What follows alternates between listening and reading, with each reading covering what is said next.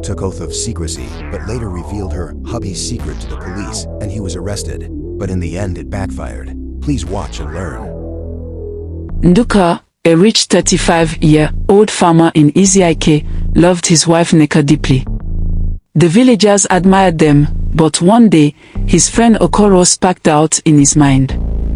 No woman can be fully trusted, Okoro argued. They'll betray you when it suits them. Nduka disagreed. My wife is different. She knows everything about me and would never hurt me. Okoro chuckled. Be careful, my friend. She could use your deepest secret against you if you anger her. Determined to prove Okoro wrong, Nduka devised a plan. One evening, he rushed home, feigning fear and trembling. Nneka, he whispered urgently, I've made a terrible mistake. I shot a white man mining coal in the bush. I buried him. No one saw me, but we must keep this secret, or I'll be imprisoned. Nneka's eyes widened in shock. What? You killed someone? But she paused, seeing the desperation in his face. I keep the secret, Nduka. For your sake. Relieved, Nduka thanked her and took her to where he'd buried the man. They returned home, and Nduka was pleased with her loyalty, buying her gifts as a token of his gratitude. But soon, Nneka changed.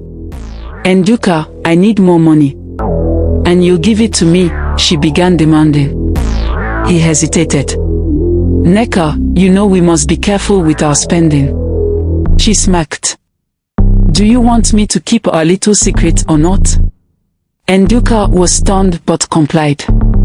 Her demands escalated. She stopped cooking, started staying out late, and even entertained men in their home, turning Nduka into her puppet. One evening, Nduka came back from his farm, very hungry, hoping to be served his meal at home by his wife, only to find Nneka in their bed with another man. And no food in the house. Fury surged through him. Nneka, has it come to this? He grabbed his machete and chased the man out. Nneka, unfazed, stared him down. You think you can stop me? If you were rotting in jail, you wouldn't know who I brought home. The word stung. Without thinking, Nduka slapped her across the face. I've had enough. Nneka, who did not know that her husband was only putting her to test and has just been playing along all this while, stormed out, rushed and reported him to the police. He's a murderer. He killed a white man and buried him in a shallow grave in the bush, she cried.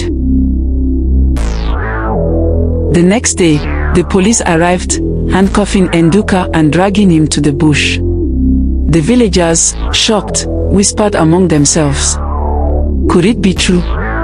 Has Nduka been hiding such a dark secret? Nneka led the police to the spot where the body was buried.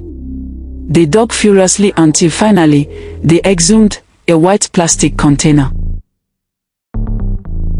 There was a stunned silence. Nduka burst into laughter. This was all a test, to see if my wife would stand by me or betray me. And here she is, leading you all to arrest me. I didn't kill anyone, let alone a white man. I purposely buried our old plastic container she thought we've lost. Okoro was right after all. Nneka's face paled. She fell to her knees, begging. Please, Nduka. I didn't mean to. Forgive me. This was in the midst of villagers who were all already in doubt that Nduka could commit such a heinous crime and concealed it. Nduka looked down at her, his voice cold. So, this is how you repay my love and trust? With betrayal. He turned to the police. Take her. She's the one who deserves to be in jail for false accusation. As they hauled Nneka away, the villagers stood in stunned silence.